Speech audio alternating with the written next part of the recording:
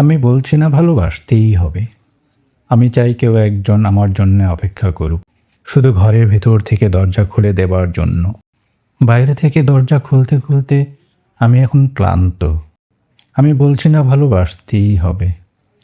আমি চাই কেউ আমাকে খেতে দিক। আমি হাত পাখা নিয়ে কাউকে আমার পাশে বসে থাকতে বলছি না।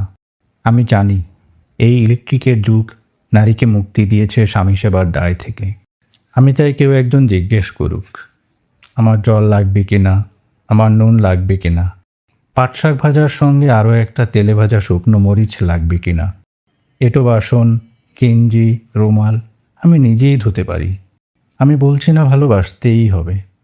আমি চাই কেউ একজন ভেতর থেকে আমার ঘরের দরজা খুলে দিক। কেউ আমাকে কিছু খেতে বলুক।